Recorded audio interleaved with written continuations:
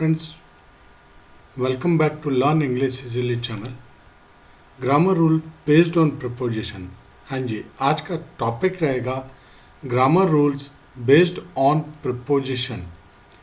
आज जो हम देखेंगे वो ये देखेंगे कि ग्रामर में प्रपोजिशन के कौन से वो 7 रूल्स हैं जो एग्ज़ाम पॉइंट ऑफ व्यू से बहुत ही इम्पॉर्टेंट है। तो आइए आगे बढ़ते हैं और देखते हैं ये 7 रूल जो आपके एग्ज़ाम में आते ही आते हैं। बस आपने करना इतना है कि पेन और कागज़ लेके बैठ जाइए, डायरी लेके बैठ जाइए और इन रूल्स को नोट कर लीजिए। इसमें मार्क्स बहुत आसानी से आप स्कोर कर पाएंगे। पहला rule, objective case of noun और pronoun is used after preposition. पहला रूल प्रपोजिशन का ये बोलता है कि आप नाउन और प्रोनाउन का ऑब्जेक्टिव केस लगाएंगे प्रपोजिशन के बाद किसी भी वाक्य में। देखिए एग्जाम्पल देकर समझाता हूँ। Example, I do not depend on he, ये वर्ड या ये सेंटेंस इनकरेक्ट है बिकॉज यहाँ पर क्या होगा, आई do not depend on him. On आपका प्रपोजिशन है और हिम जो है वो ऑब्जेक्टिव केस है प्रोनाउन ही का। तो ये पॉइंट नोट कर लीजिएगा, एग्ज़ाम में आता ही है इस टाइप का क्वेश्चन। दूसरा रूल बोलता है the preposition used after 2 words, मतलब 2 शब्दों के बाद जब प्रपोजिशन लगता है तो वो 2 शब्द must be made clear if this 2 words are connected by and और।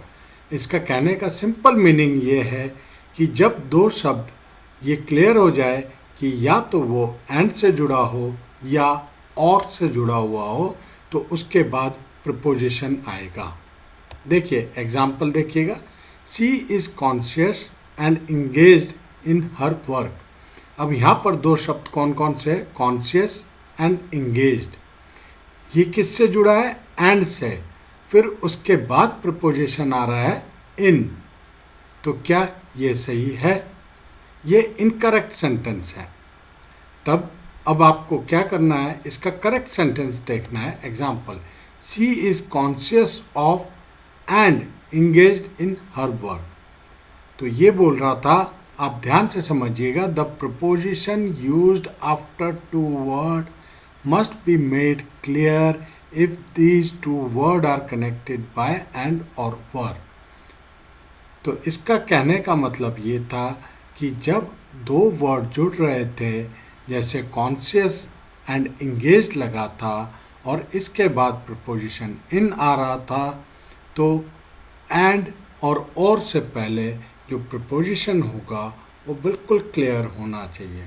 अब अगर आपने प्रपोजिशन के बारे में डीपली पढ़ा हुआ है या नहीं पढ़ा है तो प्लीज़ प्लेलिस्ट पे जाइएगा, वहाँ पर प्रपोजिशन के ऊपर कंप्लीट वीडियो बना के डाला गया है ताकि आपको बेसिक बिल्कुल समझ में आ जाएगा। तो ये रूल समझने में आपको तकलीफ़ नहीं होगी।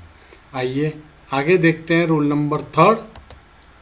If a principal verb is used after, about, after, at, before, for, from, in, on, to, that verb must be in ING, यानी वर्ब का चौथा फॉर्म होगा। देखिए ये बोल रहा है कि अगर प्रिंसिपल वर्ब इन शब्दों के बाद यूज़ हो रहा हो, जैसे अबाउट के बाद, आफ्टर के बाद, एट के बाद, बिफोर के बाद, फॉर के बाद, फ्रॉम के बाद, इन, ऑन, टू के बाद, ये सारे क्या है, प्रपोजिशन है। तो जो वो प्रिंसिपल वर्ब था उसका 4th फॉर्म यूज़ होगा, यानी ING वाला फॉर्म। अब एग्जाम्पल देखिए, you prevented me from do it, ये इनकरेक्ट है क्योंकि यहाँ पे फ्रॉम के बाद यूज़ होगा, डू जो है वो प्रिंसिपल वर्ब है तो ING वाला फॉर्म यूज़ होगा, दैट इज़ वर्ब का 4th फॉर्म। तो ये बन जाएगा आपका you prevented me from doing it. It will be the correct sentence now. आइए रूल नंबर 4 पर चलते हैं। रूल नंबर 4 बोलता है on, in, at are not used before, today, tomorrow, yesterday, the following day, the next day, etcetera. कभी भी ये preposition कौन कौन से on, in, at, R use नहीं होते हैं किससे पहले, इन शब्दों से पहले। वो शब्द कौन कौन से हैं? Today, tomorrow, yesterday, the following day, the next day, इनसे पहले यूज़ नहीं होता है। अब एग्जाम्पल देखिए, she will go there on tomorrow. Tomorrow से पहले प्रपोजिशन यूज़ हो रहा है ऑन, तो ये इनकरेक्ट है, ऑन यूज़ नहीं होगा। आप कोई भी preposition today, tomorrow, yesterday, the following day, the next day, कुछ भी ऐसा आता है तो उससे पहले कोई भी प्रपोजिशन नहीं लगाएंगे। तो आपका करेक्ट सेंटेंस बन जाएगा she will go there tomorrow.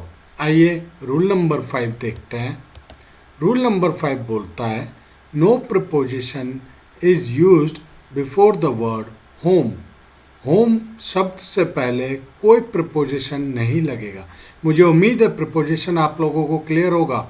अगर नहीं है तो please learn English easily channel के प्लेलिस्ट पे जाइएगा, वहाँ पर ऑल ग्रामर्स चैप्टर के अंदर प्रपोजिशन के ऊपर एक वीडियो बनाया गया है जिस पे सारा प्रपोजिशन 1 बाय 1 समझाया गया है। वो देखना ज़रूर है आपको अगर समझना है तो। एट होम यूज़ करते हैं कहीं पर, बट ये एक फ्रेज़ है which bears a different meaning. Idiom and phrases भी वीडियो बना के समझाया था तो आपको पता होगा, इसलिए आप ये नोट कर लीजिएगा। एट होम फ्रेज है इसलिए यहाँ पर एट यूज़ हो रहा है प्रपोजिशन, नहीं तो होम से पहले कोई भी प्रपोजिशन यूज़ नहीं होता है। अब एग्जाम्पल देख लीजिए, bring a TV set at home, ये इनकरेक्ट सेंटेंस है। करेक्ट बनेगा bring a TV at home नहीं आएगा, bring a TV set home. ये देखिए bring a TV set home, ये आपका करेक्ट सेंटेंस होगा। अब यही तो एग्ज़ाम में आता है, चाहे कोई सा भी एग्ज़ाम हो, NDA, CDS, SSC, CPO, SSC CPO हो या सीएपीएफ का एग्ज़ाम हो, असिस्टेंट कमांडेंट का, सब में इसी टाइप के क्वेश्चंस आते हैं। Finding the error, fill in the blanks. तब अगर हमें ये बेस, ये रूल पता नहीं होते तो फिर प्रॉब्लम होती है और हम गलत टिक करके आ जाते हैं एमसीक्यूज़ में। आइए देखते हैं रूल नंबर 6। रूल नंबर 6 बोलता है आफ्टर ट्रांजिटिव वर्ब्स।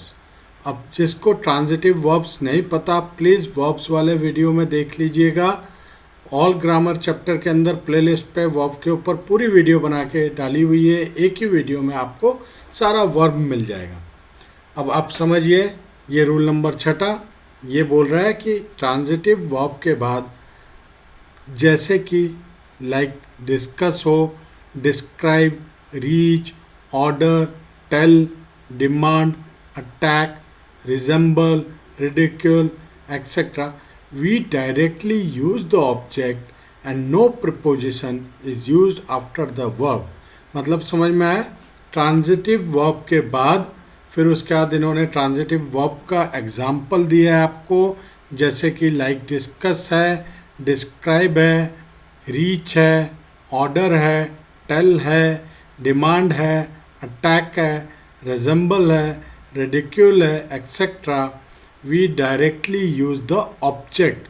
इन ट्रांजिटिव वर्ब के बाद डायरेक्टली क्या आता है? ऑब्जेक्ट आता है और कोई प्रपोजिशन का इस्तेमाल नहीं होता है इन वर्ब के बाद।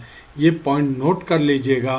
जिसे ट्रांजिटिव और इनट्रांजिटिव वर्ब नहीं पता है प्लीज़ प्लेलिस्ट में जाके लर्न इंग्लिश इजीली चैनल के वर्ब का पूरा वीडियो देखिएगा। एक बार देख लीजिए, आपको खुद ब खुद समझ में आ जाएगा ट्रांजिटिव और इनट्रांजिटिव। तो ये रूल याद करना आपके लिए और आसान हो जाएगा। हमने इस वीडियो में क्या किया है या इस चैनल के अंदर क्या किया है कि पहले आपको एक बेसिक पूरा पढ़ाया है, फिर उसे वीडियो में प्लेलिस्ट में वेल ऑर्गेनाइज्ड करके रख दिया है, फिर अब समरी पढ़ा रहे हैं ताकि आप उस समरी को लिख के याद कर सकें, रिवाइज कर सकें इजीली और आपका टाइम वेस्ट ना हो, क्योंकि किसी भी एस्पिरेंट का टाइम जो कॉम्पिटिटिव एग्ज़ाम की तैयारी कर रहा है उसका बहुत ही कीमती होता है। आगे आइए, लास्ट रूल है प्रिपोजिशन का, 7th रूल आज के वीडियो के लिए। इसका एग्जाम्पल नहीं बताया था ना आपको। देखिए, the poet describe about the beauty of nature in this poem. ये इनकरेक्ट है। डिस्क्राइब क्या है आपका? डिस्क्राइब ट्रांजिटिव वर्ब है और उसके बाद प्रिपोजिशन अबाउट लग रहा है। तो आपको इस रूल से याद आ जाना चाहिए कि एरर कहाँ पर है। डिस्क्राइब के बाद अबाउट नहीं आएगा, डायरेक्ट आएगा the poet describe the beauty of nature in his poem. Sorry, वहाँ पर मैंने नेचुरल टाइपिंग एरर हुआ है मेरे से, उसे करेक्ट कर लीजिएगा। क्योंकि देखिए, जब रूल बनाते हैं बैठ के या इसे लिखते हैं तो थोड़ा बहुत टाइपो एरर हो सकता है, उसके लिए मैं पहले ही माफ़ी मांगता हूँ आपसे। आगे आइए, देखते हैं रूल नंबर 7। रूल नंबर 7 बोलता है कुछ वर्ड्स ऐसे हैं जैसे say, suggest, propose, speak, reply, explain, talk, listen, write is followed by to preposition if there is a person in the front of object. बहुत सिंपल है। सब्जेक्ट और object पढ़ा था। जब भी ऑब्जेक्ट से पहले सब्जेक्ट आया है, पर्सन है, सब्जेक्ट कैसा हो, वो पर्सन हो, व्यक्ति हो, तो इन शब्दों से पहले प्रिपोजिशन आता है। और कौन सा वाला आता है? टू, TO2 प्रिपोजिशन आता है। तो दोबारा एक बार रिवाइज कर लेते हैं, आप लोगों के लिए आसान रहेगा। कभी भी ऑब्जेक्ट से पहले पर्सन आ रहा है और ये शब्द इस्तेमाल हो रहे हैं तो जो प्रिपोजिशन लगेगा वो टू लगेगा। अब देखिए, फिल इन द ब्लैंक्स आएगा और ये रूल याद रहेगा तो आपको बहुत आसान हो जाएगा कौन सा प्रिपोजिशन आएगा वो चूज़ करके लगाने के लिए। तो ये वर्ड कौन कौन से थे? Say, suggest, propose, speak, reply, explain, talk, listen, write. इन वर्ड्स से पहले या बाद में आप टू लगाएंगे। इन वर्ड्स के बाद में आप प्रिपोजिशन टू लगाएंगे जब ऑब्जेक्ट से पहले पर्सन आ रहा होगा। अब एग्जाम्पल देखिए यहाँ पे, शीतल डिड नॉट रिप्लाई मी। शीतल है, डिड नॉट है, रिप्लाई है, मी है। किस पार्ट में गलती है? तो आपको सीधी गलती ढूंढनी है, तो मिल गया, रिप्लाई टू मी आएगा। क्योंकि रिप्लाई ये वर्ड था, अगर उसको आप प्रिपोजिशन लगाते हैं रिप्लाई के बाद तो टू प्रिपोजिशन लगेगा। क्योंकि यहाँ पर पर्सन कौन है? शीतल है। ऑब्जेक्ट कौन है? मी है। ठीक है, तो मी से पहले पर्सन आ रहा है तो रिप्लाई के बाद क्या लगेगा? प्रिपोजिशन टू लगेगा। Sheetal did not reply to me. अब इसका नेक्स्ट एग्जाम्पल देखते हैं ज़्यादा क्लैरिटी के लिए। Himanshu did not write to a letter. अब देखिए, यहाँ पर प्रॉब्लम कहाँ पर आ रहा है? Himanshu did not write to a letter. ठीक है, ये इनकरेक्ट है। अब यहाँ पर Himanshu did not write a letter होगा क्योंकि यहाँ पर सब ऑब्जेक्ट से पहले पर्सन नहीं है। क्लियर है?